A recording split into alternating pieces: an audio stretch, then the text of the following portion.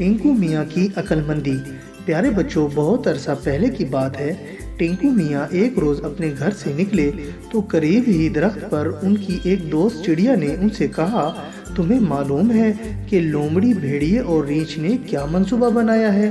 ٹینکو میاں نے کہا، نہیں، مجھے معلوم نہیں، تم ہی بتا دو کہ کیا منصوبہ بنایا ہے۔ چڑیا نے کہا، انہوں نے منصوبہ بنایا ہے کہ وہ ساری بطخوں اور دوسرے معصوم جانوروں کو کھا جائیں گے۔ تو وہیں قریب گھاس میں بیٹھی بلی بھی ٹینکو میاں کی طرح پریشان ہو گئی اور اس نے چڑیا سے کہا، کیا تم نے ان تینوں کی باتیں خود سنی ہیں؟ میں نے خود تو نہیں سنی، لیکن گلہری نے مجھے بتایا ہے، چڑیا بولی۔ لیکن ہم گلہری کی باتوں پر یقین نہیں کر سکتے کیونکہ وہ اکثر جھوٹ بولتی ہے۔ ٹینکو میاں نے چڑیا سے کہا، ہو سکتا ہے اس نے جھوٹ بولا ہو، لیکن یہ بھی تو ہو سکتا ہے کہ اس نے سچ ہی بولا ہو۔ چڑیا نے کہا، اس کا مطلب ہے کہ ہمیں ہوشیار رہنا چاہیے، بلی بولی۔ ٹینکو میاں نے بلی سے کہا، ہاں تم ٹھیک کہتی ہو۔ اسی وقت اس کے دادا وہاں آ گئے اور وہ ٹینکو میاں کا جانوروں سے ملنا جلنا پسند نہیں کرتے تھے، اس لیے اسے گھر چلنے کو کہا۔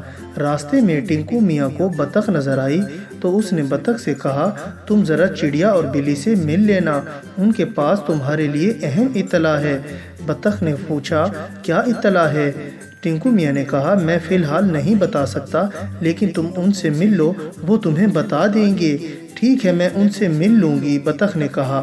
تو دادا جان نے ٹینکو میاں کو کھینچتے ہوئے کہا، بس اب زیادہ باتیں نہ کرو اور جلدی گھر چلو۔ لومڑی، بھیڑیے اور ریچھ نے منصوبہ بنایا تھا کہ انہیں جو بھی معصوم جانور کہیں نظر آئے گا وہ اسے کھا جائیں گے اور اس کا الزام کسی اور پر لگا دیں گے۔ ساتھ ہی انہوں نے یہ بھی طے کیا تھا کہ اپنی وارداتیں بڑی احتیاط کے ساتھ کریں گے تاکہ کوئی گڑبڑ نہ ہو جائے۔ وہ تینوں اپنے منصوبے کے تحت نکل کھڑے ہوئے۔ لومڑی کو ایک جگہ بطخ کا بچہ نظر آیا تو اس کے منہ میں پانی بھر آیا۔ بطخ کا بچہ اس وقت گھاس میں آرام کر رہا تھا۔ لومڑی دبے قدموں اس کی طرف بڑھی اور اس وقت بطخ کے بچے کو سرسراہٹ محسوس ہوئی۔ اس نے فوراً گردن موڑ کر دیکھا تو اسے اپنے قریب ہی لومڑی نظر آئی۔ وہ سمجھا کہ لومڑی پہلے کی طرح اس سے حال چال پوچھے گی، لیکن جب لومڑی نے اس پر حملہ کیا تو وہ چیختا ہوا اپنی جان بچا کر بھاگ گیا پانی میں۔ اتفاق سے چڑیا وہاں سے اڑتی ہوئی گزر رہی تھی تو اس کی نظر ان دونوں پر پڑ گئی اور اس نے مدد کے لیے چیخنا چلانا شروع کر دیا۔ معاملہ خراب ہوتے ہوئے دیکھ کر لومڑی وہاں سے بھاگ گئی۔ یوں بطخ کے بچے کی جان بچ گئی۔ پھر بطخ بھی وہاں پہنچ گئی۔ چڑیا اور بطخ کے بچے نے ساری بات بتائی تو وہ پریشان ہو گئی، لیکن چڑیا نے اسے تسلی دی اور کہا کہ وہ جا کر ٹینکو میاں کو بات بتائے گی اور یقیناً وہ اس مسئلے کا کوئی نہ کوئی حل نکال لیں گے۔ یوں کچھ دیر بعد چڑیا ٹینکو میاں کے ساتھ پہنچ گئی۔ اس وقت وہ ایک درخت پر بیٹھا تھا۔ اس کے قریب میں ایک شاخ پر بلی بھی بیٹھی تھی۔ چڑیا نے انہیں بطخ کے بچے کا سارا ماجرا سنایا تو وہ دونوں پریشان ہو گئے۔ بلی نے کہا، اب تو واقعی اس مسئلے کا کوئی نہ کوئی حل نکالنا پڑے گا، گلہری نے سچ ہی کہا تھا۔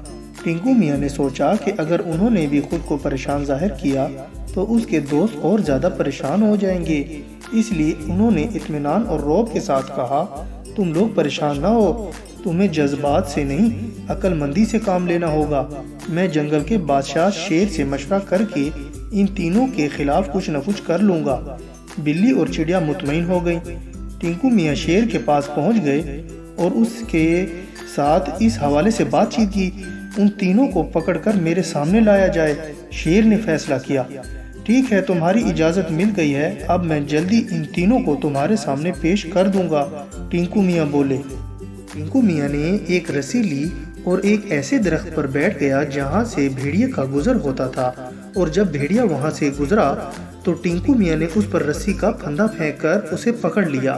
اس کے دادا فوج میں خدمات انجام دیتے تھے۔ اس نے دیکھ لیا کہ کچھ دور سے اس کے دادا فوج کے لوگوں کے ساتھ آ رہے ہیں تو ٹینکو میاں نے آواز لگا کر دادا کو بلا لیا اور انہوں نے اس بھیڑیے کو بوری میں باندھ کر پکڑ لیا۔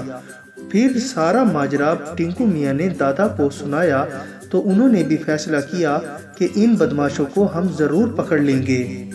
سلسلے میں چڑیا، بلی اور بطخ نے بھی ان لوگوں کی مدد کی۔